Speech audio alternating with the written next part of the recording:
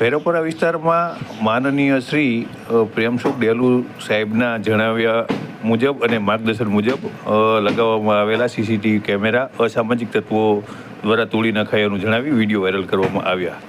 ભૈરવપરાની અંદર ઘરમાલિકના જણાવ્યા પ્રમાણે મોટા પ્રમાણમાં દેશી દારૂનું વેચાણ કરવામાં આવી રહ્યું છે. સાથે હાલ શ્રાવણ મહિનો આવી રહ્યો હોય તે અંતર્ગત જુગારધામ પણ ચાલુ થતા હોય છે.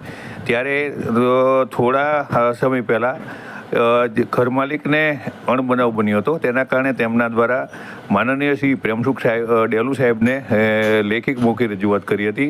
આથી માનનીય શ્રી પ્રેમસુખ ડેલુ સાહેબ દ્વારા ઘરમાલિકને તેમના ઘરની ઉપર સીસીટીવી કેમેરા લગાવવા માટે થઈ અને સૂચના અને માર્ગદર્શન આપવામાં આવ્યું હતું.